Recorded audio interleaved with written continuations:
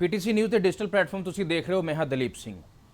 ਇਹ ਖਬਰ ਤੁਹਾਡੇ ਲਈ ਇਸ ਕਰਕੇ ਜ਼ਰੂਰੀ ਹੈ ਕਿਉਂਕਿ ਜੇ ਤੁਸੀਂ ਸਿਆਸੀ ਬਹਿਸਾਂ ਦੇ ਵਿਚਾਲੇ ਉਹਨਾਂ ਦੀ ਗਰਮਾ ਗਰਮ ਬਹਿਸਾਂ ਦੇਖ ਰਹੇ ਹੋ ਜਾਂ ਸੋਸ਼ਲ ਮੀਡੀਆ ਤੇ ਰੀਲਸ ਦੇਖ ਰਹੇ ਹੋ ਜਾਂ ਸਾਸ ਬਹੂ ਦੇ ਨਾਟਕ ਦੇਖ ਰਹੇ ਹੋ ਤਾਂ ਉਸ ਤੋਂ ਹਟ ਕੇ ਇਹ ਖਬਰ ਤੁਹਾਡੇ ਲਈ ਇਸ ਕਰਕੇ ਹੈ ਕਿਉਂਕਿ ਇਹ ਖਬਰ ਤੁਹਾਡੇ ਨਾਲ ਜੁੜੀ ਹੋਈ ਹੈ। ਸਵਾਲ ਇਹ ਹੈ ਕਿ ਕੀ ਤੁਹਾਡਾ ਬੱਚਾ ਸਕੂਲ ਜਾਂਦਾ ਹੈ। ਅਗਲਾ ਸਵਾਲ ਇਹ ਹੈ ਕਿ ਕੀ ਤੁਹਾਡਾ ਬੱਚਾ ਬੱਸ 'ਚ ਸਕੂਲ ਜਾਂਦਾ ਹੈ, ਕੀ ਤੁਹਾਡਾ ਬੱਚਾ ਵੈਨ 'ਚ ਸਕੂਲ ਜਾਂਦਾ ਹੈ, ਕੀ ਤੁਹਾਡਾ ਬੱਚਾ ਆਟੋ 'ਚ ਸਕੂਲ ਜਾਂਦਾ ਹੈ ਜਾਂ ਰਿਕਸ਼ੇ ਤੇ ਸਕੂਲ ਜਾਂਦਾ ਹੈ। ਇਹ ਸਵਾਲ ਪੁੱਛਣ ਦਾ ਮਕਸਦ ਇਹ ਹੈ ਕਿਉਂਕਿ ਹੁਣੇ ਇੱਕ ਖਬਰ ਆਈ ਹੈ ਹਰਿਆਣਾ ਦੇ ਯਮੁਨਾ ਨਗਰ ਤੋਂ, ਜਿੱਥੇ ਬੱਚਿਆਂ ਨਾਲ ਭਰਿਆ ਇੱਕ ਆਟੋ ਰੈੱਡ ਲਾਈਟ ਜੰਪ ਕਰ ਰਿਹਾ ਸੀ, ਜਿਸ ਤੋਂ ਬਾਅਦ ਭਿਆਨਕ ਹਾਦਸਾ ਹੋਇਆ ਅਤੇ ਇੱਕ 8 ਸਾਲ ਦੀ ਬੱਚੀ ਮੌਤ ਦੇ ਆਗੋਸ਼ ਵਿੱਚ ਚਲੀ ਗਈ। ਇਹ ਮੰਦਭਾਗੀ ਖਬਰ ਹਰਿਆਣਾ ਦੇ ਯਮੁਨਾ ਨਗਰ ਤੋਂ ਹੈ ਕਿਉਂਕਿ ਉਸ ਤੋਂ ਬਾਅਦ ਘਰਦਿਆਂ ਦਾ ਜੋ ਹਾਲ ਹੋਇਆ ਉਹ ਦੇਖਿਆ ਨਹੀਂ ਜਾਂਦਾ ਕਿਉਂਕਿ ਜਿਨ੍ਹਾਂ ਘਰਦਿਆਂ ਨੇ ਬੜੇ ਲਾਡ ਨਾਲ ਆਪਣੀ ਬੱਚੀ ਤਿਆਰ ਕਰਕੇ ਸਕੂਲ ਭੇਜੀ ਸੀ ਉਹਨਾਂ ਨੂੰ ਇਹ ਨਹੀਂ ਪਤਾ ਹੋਏਗਾ ਕਿ ਕੁਝ ਘੰਟਿਆਂ ਬਾਅਦ ਹੀ ਉਹਨਾਂ ਦੀ ਬੱਚੀ ਉਹਨਾਂ ਦੇ ਵਿਚਾਲੇ ਨਹੀਂ ਰਹੇਗੀ। ਦਰਦਨਾਕ ਮੌਤ ਇੱਕ ਮਾਸੂਮ ਬੱਚੀ ਨੂੰ ਆਈ ਹੈ ਕਿਉਂਕਿ ਇੱਥੇ ਗਲਤੀ ਸਕੂਲ ਦੇ ਜੋ ਡਰਾਈਵਰ ਲੱਗਿਆ ਸੀ ਆਟੋ ਦਾ ਉਸ ਦੀ ਸੀ। ਤੁਹਾਨੂੰ ਯਾਦ ਹੋਏਗਾ ਕਿ ਕੁਝ ਦਿਨ ਪਹਿਲਾਂ ਹਰਿਆਣਾ ਦੇ ਹੀ ਮਹਿੰਦਰਗੜ੍ਹ ਦੇ ਵਿੱਚ ਕਨੀਨਾ ਨਾਮੀ ਥਾਂ ਤੇ ਇੱਕ ਸਕੂਲ ਬੱਸ ਹਾਦਸੇ ਦਾ ਸ਼ਿਕਾਰ ਹੋਈ ਸੀ ਜਿਸ 'ਚ 6 ਬੱਚਿਆਂ ਦੀ ਮੌਤ ਹੋਈ ਸੀ। ਉੱਥੇ ਵੀ ਗਲਤੀ ਡਰਾਈਵਰ ਦੀ ਸੀ। ਤਾਂ ਕੁੱਲ ਮਿਲਾ ਕੇ ਕਹਿਣ ਦਾ ਮਤਲਬ ਇਹ ਹੈ ਕਿ ਜੇ ਤੁਸੀਂ ਜਿਨ੍ਹਾਂ ਲੋਕਾਂ ਦੇ ਭਰੋਸੇ ਤੁਸੀਂ ਆਪਣੇ ਬੱਚਿਆਂ ਨੂੰ ਸਕੂਲ ਭੇਜ ਰਹੇ ਹੋ ਕੀ ਉਹ ਓਨੇ ਹੀ ਜ਼ਿੰਮੇਵਾਰ ਨੇ ਜਿੰਨੇ ਤੁਸੀਂ ਆਪਣੇ ਬੱਚਿਆਂ ਨੂੰ ਲੈ ਕੇ ਜ਼ਿੰਮੇਵਾਰ ਹੋ, ਕਿਉਂਕਿ ਇਹਨਾਂ ਬੱਚਿਆਂ ਦੀ ਸੁਰੱਖਿਆ ਦੀ ਜ਼ਿੰਮੇਵਾਰੀ ਸਭ ਤੋਂ ਪਹਿਲਾਂ ਉਹਨਾਂ ਲੋਕਾਂ ਦੀ ਹੈ ਜਿਨ੍ਹਾਂ ਦੇ ਹੱਥ 'ਚ ਸਟੀਅਰਿੰਗ ਹੈ। ਜਿਨ੍ਹਾਂ ਦੇ ਹੱਥ 'ਚ ਸਟੀਅਰਿੰਗ ਹੈ, ਜੇਕਰ ਉਹ ਆਪਣੀ ਜ਼ਿੰਮੇਵਾਰੀ ਭੁੱਲ ਜਾਣਗੇ ਉਸ ਤੋਂ ਬਾਅਦ ਇਹਨਾਂ ਬੱਚਿਆਂ ਦਾ ਕੀ ਹੋਏਗਾ, ਤੁਹਾਡੇ ਜਿਗਰ ਦੇ ਟੁਕੜਿਆਂ ਦਾ ਕੀ ਹੋਏਗਾ, ਕਿਉਂਕਿ ਜਿਨ੍ਹਾਂ ਨੂੰ ਤੁਸੀਂ ਲਾਡ ਪਿਆਰ ਨਾਲ ਤੇ ਆਪਣੀ ਜਾਨ ਤੋਂ ਵੀ ਵੱਧ ਪਿਆਰ ਕਰਦੇ ਹੋ ਉਹਨਾਂ ਦਾ ਕੀ ਹੋਏਗਾ। ਕਿਉਂਕਿ ਇਹ ਸਵਾਲ ਸਿੱਧੇ ਤੌਰ ਤੇ ਤੁਹਾਡੇ ਨਾਲ ਜੁੜਿਆ ਹੋਇਆ ਹੈ ਕਿਉਂਕਿ ਅੱਜ ਜੋ ਘਟਨਾ ਯਮੁਨਾ ਨਗਰ ਦੇ ਵਿੱਚ ਹੋਈ ਹੈ ਇਹ ਘਟਨਾ ਤੁਹਾਡੇ ਆਲੇ ਦੁਆਲੇ ਵੀ ਵਾਪਰ ਸਕਦੀ ਹੈ। ਹਾਲਾਂਕਿ ਰੱਬ ਨਾ ਕਰੇ ਕਿ ਇਸ ਤਰ੍ਹਾਂ ਦੀ ਘਟਨਾ ਤੁਹਾਡੇ ਨਾਲ ਵਾਪਰੇ, ਕਿਉਂਕਿ ਜੇ ਅਸੀਂ ਇਸ ਦੇ ਵਿੱਚ ਆਪਣੀ ਜ਼ਿੰਮੇਵਾਰੀ ਨਹੀਂ ਸਮਝਾਂਗੇ, ਅਸੀਂ ਸਵਾਲ ਨਹੀਂ ਪੁੱਛਾਂਗੇ ਤਾਂ ਇਸੇ ਤਰ੍ਹਾਂ ਹੀ ਮਾਸੂਮ ਇਸ ਤਰ੍ਹਾਂ ਦੇ ਹਾਦਸਿਆਂ ਦਾ ਸ਼ਿਕਾਰ ਹੁੰਦੇ ਰਹਿਣਗੇ ਜਿਸ ਦੇ ਵਿੱਚ ਗਲਤੀ ਸਕੂਲ ਪ੍ਰਸ਼ਾਸਨ ਦੀ ਹੋ ਸਕਦੀ ਹੈ, ਜਿਸ ਦੇ ਵਿੱਚ ਗਲਤੀ ਸਕੂਲ ਦੀਆਂ ਜਿਹੜੇ ਬੱਸਾਂ ਲੋਕ ਚਲਾਉਂਦੇ ਹਨ ਉਹਨਾਂ ਦੀ ਹੋ ਸਕਦੀ ਹੈ ਜਾਂ ਸਕੂਲ ਦਾ ਜੋ ਆਟੋ ਚਲਾਉਂਦਾ ਉਸ ਦੀ ਗਲਤੀ ਹੋ ਸਕਦੀ ਹੈ। ਕਿਉਂਕਿ ਤਾਜ਼ਾ ਖਬਰ ਹਰਿਆਣਾ ਦੇ ਯਮੁਨਾ ਨਗਰ ਦੀ ਇਸ ਕਰਕੇ ਹੈ ਕਿਉਂਕਿ ਅੱਜ ਦੁਪਹਿਰ ਦਾ ਵੇਲਾ ਸੀ ਜਦੋਂ ਇੱਕ ਬੱਚਿਆਂ ਨਾਲ ਭਰਿਆ ਹੋਇਆ ਆਟੋ ਰੈੱਡ ਲਾਈਟ ਤੇ ਖੜਾ ਸੀ, ਜਦਕਿ ਉਸ ਦੀ ਗ੍ਰੀਨ ਬੱਤੀ ਨਹੀਂ ਹੋਈ ਸੀ, ਪਰ ਵੀ ਉਸ ਦੇ ਬਾਵਜੂਦ ਵੀ ਆਟੋ ਵਾਲੇ ਨੇ ਆਟੋ ਰੈੱਡ ਲਾਈਟ ਜੰਪ ਕਰਨਾ ਸ਼ੁਰੂ ਕਰ ਦਿੱਤਾ, ਜਿਸ ਤੋਂ ਬਾਅਦ ਅੱਗੋਂ ਆ ਰਹੇ ਇੱਕ ਮੋਟਰਸਾਈਕਲ ਨਾਲ ਉਸ ਦੀ ਟੱਕਰ ਹੋ ਗਈ, ਜਿਸ ਤੋਂ ਬਾਅਦ ਆਟੋ ਪਲਟ ਗਿਆ ਅਤੇ ਇੱਕ 8 ਸਾਲ ਦੀ ਬੱਚੀ ਨੂੰ ਗੰਭੀਰ ਸੱਟ ਲੱਗੀ ਸਿਰ ਦੇ ਵਿੱਚ, ਜਿਸ ਤੋਂ ਕੁਝ ਦੇਰ ਬਾਅਦ ਹੀ ਉਸ ਦੀ ਮੌਤ ਹੋ ਗਈ।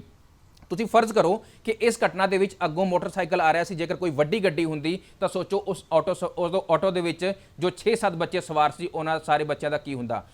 ਇਹਨਾਂ ਬੱਚਿਆਂ ਨੂੰ ਹੁਣ ਛੁੱਟੀ ਦੇ ਦਿੱਤੀ ਗਈ, ਜੋ ਮਾਮੂਲੀ ਸੱਟਾਂ ਜਿਨ੍ਹਾਂ ਨੂੰ ਲੱਗੀਆਂ ਨੇ ਉਹਨਾਂ ਨੂੰ ਹਸਪਤਾਲ ਤੋਂ ਛੁੱਟੀ ਦੇ ਦਿੱਤੀ ਗਈ ਹੈ, ਪਰ ਜੋ ਬੱਚੀ ਆਪਣੇ ਘਰ ਤੋਂ ਤਿਆਰ ਹੋ ਕੇ ਸਕੂਲ ਪਹੁੰਚੀ ਸੀ ਉਸ ਦੇ ਮਾਪਿਆਂ ਦੇ ਹੱਥ ਦੇ ਵਿੱਚ ਕੁਝ ਨਹੀਂ ਰਿਹਾ ਕਿਉਂਕਿ ਜਿਵੇਂ ਹੀ ਉਹਨਾਂ ਨੂੰ ਖਬਰ ਲੱਗੀ ਉਹ ਹਸਪਤਾਲ ਪਹੁੰਚੇ। ਹਸਪਤਾਲ ਪਹੁੰਚ ਕੇ ਜਦੋਂ ਡਾਕਟਰਾਂ ਨੇ ਉਹਨਾਂ ਨੂੰ ਕਿਹਾ ਕਿ ਅਸੀਂ ਤੁਹਾਡੀ ਬੱਚੀ ਨੂੰ ਨਹੀਂ ਬਚਾ ਸਕੇ, ਉਸ ਤੋਂ ਬਾਅਦ ਉਹਨਾਂ ਦਾ ਜੋ ਤਾਹਾਂ ਮਾਰ ਕੇ ਉਹ ਰੋਣ ਲੱਗੇ, ਉਸ ਤੋਂ ਬਾਅਦ ਉਹ ਚੀਕਾਂ ਕਿਸੇ ਤੋਂ ਸੁਣੀਆਂ ਨਹੀਂ ਜਾ ਰਹੀਆਂ ਸਨ। ਇਹ ਖਬਰ ਤੁਹਾਡੇ ਲਈ ਇੱਕ ਆਮ ਖਬਰ ਹੋ ਸਕਦੀ ਹੈ ਕਿਉਂਕਿ ਇਸ ਖਬਰ ਤੋਂ ਬਾਅਦ ਤੁਸੀਂ ਅੱਗੇ ਵੱਧ ਜਾਓਗੇ ਤਾਂ ਸ਼ਾਇਦ ਹੋ ਸਕਦਾ ਕਿ ਆਪਣੇ ਮੋਬਾਈਲ ਫੋਨ ਤੇ ਮੁੜ ਕੇ ਰੀਲਾਂ ਜਾਂ YouTube ਤੇ ਸ਼ਾਰਟਸ ਦੇਖਣ ਲੱਗ ਜਾਓ ਕਿਉਂਕਿ ਤੁਸੀਂ ਸਾਡੇ ਲੋਕਾਂ ਦੀ ਭਾਰਤ ਦੇ ਵਿੱਚ ਲੋਕਾਂ ਦੀ ਜਿਹੜੀ ਸ਼ਾਰਟ ਟਰਮ ਮੈਮਰੀ ਲਾਸ ਹੈ ਕਿਉਂਕਿ ਲੋਕ ਵੱਡੀ ਤੋਂ ਵੱਡੀ ਘਟਨਾ ਭੁੱਲ ਜਾਂਦੇ ਨੇ। ਇਹ ਵੀ ਘਟਨਾ ਤੁਸੀਂ ਭੁੱਲ ਸਕਦੇ ਹੋ, ਪਰ ਇਹ ਘਟਨਾ ਯਾਦ ਰੱਖਣਾ ਇਸ ਕਰਕੇ ਲਾਜ਼ਮੀ ਹੈ ਕਿਉਂਕਿ ਇਹ ਘਟਨਾ ਸਿਰਫ ਯਮੁਨਾ ਨਗਰ ਦੀ ਨਹੀਂ ਹੈ। ਇਹ ਘਟਨਾ ਭਾਰਤ ਦੇ ਕਿਸੇ ਹਿੱਸੇ ਵਿੱਚ ਹੋ ਸਕਦੀ ਹੈ, ਤੁਹਾਡੇ ਗੁਆਂਢ ਵਿੱਚ ਹੋ ਸਕਦੀ ਹੈ, ਈਵਨ ਕਿ ਤੁਹਾਡੇ ਨਾਲ ਵੀ ਇਹ ਘਟਨਾ ਵਾਪਰ ਸਕਦੀ ਹੈ। ਇਸ ਕਰਕੇ ਸਵਾਲ ਪੁੱਛਣਾ ਸ਼ੁਰੂ ਕਰੋ ਕਿਉਂਕਿ ਹਰਿਆਣਾ ਦੇ ਵਿੱਚ 2 ਘਟਨਾਵਾਂ ਕੁਝ ਦਿਨਾਂ ਦੇ ਅੰਦਰ ਹੀ ਹੋਈਆਂ ਨੇ। 5 ਦਿਨਾਂ ਦਾ ਵੇਲਾ ਵੀ ਨਹੀਂ ਗੁਜ਼ਰਿਆ ਜਿਸ ਤੋਂ ਬਾਅਦ ਇਹ ਦੂਜੀ ਘਟਨਾ ਹਰਿਆਣਾ ਦੇ ਵਿੱਚ ਈਦ ਵਾਲੇ ਦਿਨ ਸਕੂਲ ਖੁੱਲ੍ਹਾ ਸੀ। ਸਕੂਲ ਬੱਸ ਦਾ ਜੋ ਡਰਾਈਵਰ ਸੀ ਉਸਨੇ ਸ਼ਰਾਬ ਪੀਤੀ ਹੋਈ ਸੀ, ਜਿਸ ਤੋਂ ਬਾਅਦ ਤੇਜ਼ ਰਫ਼ਤਾਰੀ ਕਾਰਨ ਸਕੂਲ ਬੱਸ ਪਲਟ ਗਈ ਤੇ 6 ਬੱਚਿਆਂ ਦੀ ਮੌਤ ਹੋ ਗਈ ਉਸ ਦੇ ਵਿੱਚ। ਤੇ ਹੁਣ ਯਮੁਨਾ ਨਗਰ ਦੀ ਇਸ ਘਟਨਾ ਦੇ ਵਿੱਚ ਵੀ ਇਸ ਬੱਚੀ ਦੀ ਮੌਤ ਹੋਈ ਹੈ ਜਿਸ ਦੇ ਵਿੱਚ ਲਾਪਰਵਾਹੀ ਡਰਾਈਵਰ ਦੀ ਹੀ ਸਾਹਮਣੇ ਆਈ ਹੈ। ਪੁਲਿਸ ਵਾਲਿਆਂ ਨੇ ਇਸ ਪੂਰੇ ਘਟਨਾ ਦੇ ਵਿੱਚ ਆਟੋ ਡਰਾਈਵਰ ਦੇ ਖਿਲਾਫ ਮਾਮਲਾ ਤਾਂ ਦਰਜ ਕਰ ਲਿਆ, ਪਰ ਤੁਹਾਨੂੰ ਸੁਣਾਉਂਦੇ ਆ ਕਿ ਜਦੋਂ ਬੱਚੀ ਜ਼ਖਮੀ ਹੋਈ ਇਸ ਪੂਰੇ ਘਟਨਾ ਦੇ ਵਿੱਚ, ਜਦੋਂ ਉਸ ਨੂੰ ਹਸਪਤਾਲ ਲੈ ਕੇ ਜਾਇਆ ਗਿਆ ਤਾਂ ਡਾਕਟਰਾਂ ਨੇ ਉਸ ਨੂੰ ਬਚਾਉਣ ਦੀ ਪੂਰੀ ਕੋਸ਼ਿਸ਼ ਕੀਤੀ, ਪਰ ਡਾਕਟਰਾਂ ਦੀ ਕੋਸ਼ਿਸ਼ ਕੰਮ ना आई तो ये बच्ची हमेशा के लिए अपने परिवार को अलविदा आख गई। हमारे पास एक बच्ची आई थी छोटी जिसकी उम्र को 7-8 साल थी। जब वो आई तो उसका 4 सा खून निकल रहा था, वो टोटल ब्लड लॉस हो चुका था। सिर के ऊपर उसके ऑटो गिरा था और ऑटो सिर एकदम पचका हुआ था। जब वो आई तो उसका शरीर ठंडा पड़ चुका था और स्ट्रेट लाइन थी, उसके अंदर जान नहीं थी। 1 घंटा कड़ी मेहनत करने के बाद 4 डॉक्टर्स की टीम लगाने के बाद हमने उसके हार्ट को रिवाइव किया। हार्ट रिवाइव हो गया था पर दोबारा उसको ब्लड लॉस इतना था कि जिसकी वजह से वो बच्ची हमारे बीच में नहीं रही। हमारी बहुत कोशिश होने के बाद भी हम बच्ची को बचा नहीं सके। डॉक्टर ने अपनी कोशिश तो की बच्ची को बचाने की, पर बच्ची नहीं बच सकी। पर की ਅਸੀਂ ਆਪਣੇ ਪੱਧਰ ਤੇ ਕੋਸ਼ਿਸ਼ ਕਰ ਰਹੇ ਹਾਂ ਆਪਣੇ ਬੱਚਿਆਂ ਦੀ ਜਾਨਾਂ ਬਚਾਉਣ ਦੇ ਲਈ। ਕੀ ਸਕੂਲ ਪ੍ਰਸ਼ਾਸਨ ਕੋਸ਼ਿਸ਼ ਕਰ ਰਿਹਾ ਹੈ? ਕੀ ਸਕੂਲ ਪ੍ਰਸ਼ਾਸਨ ਜਿਨ੍ਹਾਂ ਨੂੰ ਆਥੋਰਾਈਜ਼ ਕਰਦਾ, ਜਿਨ੍ਹਾਂ ਡਰਾਈਵਰਾਂ ਨੂੰ, ਜਿਨ੍ਹਾਂ ਬੱਸਾਂ ਵਾਲਿਆਂ ਨੂੰ, ਜਿਨ੍ਹਾਂ ਆਟੋ ਵਾਲਿਆਂ ਨੂੰ, ਕੀ ਉਹ ਇੰਨੇ ਜ਼ਿੰਮੇਵਾਰ ਨੇ ਕਿ ਆਪਣੇ ਬੱਚਿਆਂ ਨੂੰ ਆਪਣੇ ਬੱਚੇ ਜਿਨ੍ਹਾਂ ਦੇ ਹਵਾਲੇ ਤੁਸੀਂ ਕਰਦੇ ਹੋ ਜਾਂਦੇ ਹੋਏ ਤੇ ਆਉਂਦੇ ਹੋਏ, ਕੀ ਉਹ ਇੰਨੀ ਜ਼ਿੰਮੇਵਾਰੀ ਨਾਲ ਗੱਡੀ ਚਲਾ ਰਹੇ ਨੇ ਜਿਸ ਕਰਕੇ ਤੁਹਾਡੇ ਬੱਚੇ ਸੇਫ ਰਹਿਣ?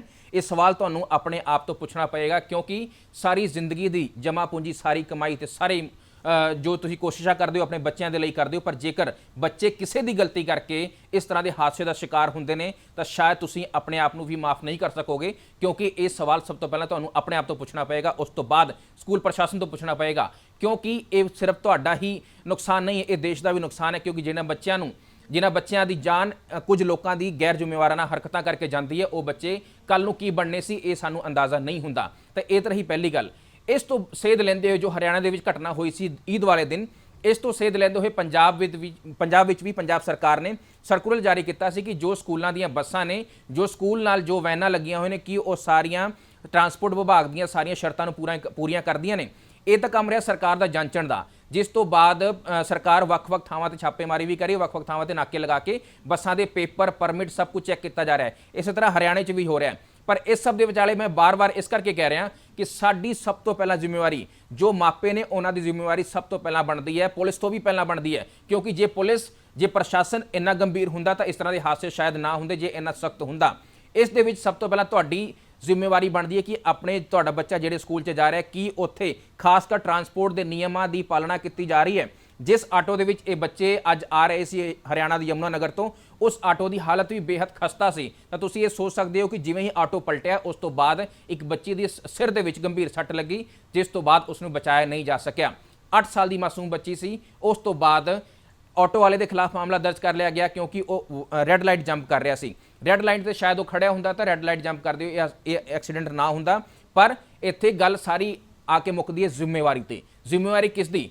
ਜੋ ਬੱਸ ਡਰਾਈਵਰ ਹੈ, ਜੋ ਆਟੋ ਡਰਾਈਵਰ, ਜੋ ਵੈਨ ਡਰਾਈਵਰ, ਸਭ ਤੋਂ ਪਹਿਲਾਂ ਉਹਦੀ ਜ਼ਿੰਮੇਵਾਰੀ ਬਣਦੀ ਹੈ। ਪਰ ਇਸ ਸਾਰੇ ਵਿਚਾਲੇ ਸਭ ਤੋਂ ਅਹਿਮ ਜ਼ਿੰਮੇਵਾਰੀ ਮਾਪਿਆਂ ਦੀ ਬਣਦੀ ਹੈ, ਕਿਉਂਕਿ ਉਹਨਾਂ ਨੂੰ ਅੱਗੇ ਆਉਣਾ ਹੀ ਪਏਗਾ। ਸਾਡਾ ਸਿਸਟਮ ਇੰਨਾ ਕਾਮਯਾਬ ਨਹੀਂ ਹੈ, ਸਾਡੇ ਸਿਸਟਮ ਨੂੰ ਚਲਾਉਣ ਵਾਲੇ ਲੋਕ ਇੰਨੇ ਸ਼ਾਇਦ ਜ਼ਿੰਮੇਵਾਰ ਨਹੀਂ ਨੇ, ਜਿਨ੍ਹਾਂ ਕਰਕੇ ਤੁਹਾਡੇ ਬੱਚਿਆਂ ਦੀ ਜ਼ਿੰਦਗੀ ਤੇ ਇਸ ਤਰ੍ਹਾਂ ਦੀਆਂ ਲਾਪਰਵਾਹੀਆਂ ਭਾਰੀ ਪੈਂਦੀਆਂ ਨੇ। ਤੇ ਇਸ ਸਭ ਦੇ ਵਿਚਾਲੇ ਹਿੰਦੁਸਤਾਨ ਵਿੱਚ ਰਹਿੰਦੇ ਹੋ ਤਾਂ ਆਪਣੇ ਬੱਚਿਆਂ ਦੀ ਜੇ ਰਾਖੀ ਕਰਨੀ ਹੈ ਤਾਂ ਤੁਹਾਨੂੰ ਆਪਣੇ ਘਰਾਂ ਤੋਂ, ਆਪਣੇ ਸੇਫਟੀ ਜ਼ੋਨ ਚੋਂ ਬਾਹਰ ਨਿਕਲਣਾ ਹੋਏਗਾ ਤੇ ਆਪਣੇ ਬੱਚਿਆਂ ਨੂੰ ਸਿਰਫ ਆਟੋ ਵਾਲੇ, ਬੱਸ ਵਾਲੇ ਜਾਂ ਵੈਨ ਵਾਲੇ ਦੇ ਹਵਾਲੇ ਕਰਕੇ ਨਿਸ਼ਚਿੰਤ ਹੋਣ ਦੀ ਲੋੜ ਨਹੀਂ ਹੈ, ਕਿਉਂਕਿ ਤੁਹਾਡੀ ਜ਼ਿੰਮੇਵਾਰੀ ਅੱਗੇ ਵੀ ਵੱਧਦੀ ਹੈ, ਕਿਉਂਕਿ ਸਵਾਲ ਤੁਹਾਡੇ ਬੱਚਿਆਂ ਦਾ ਹੈ।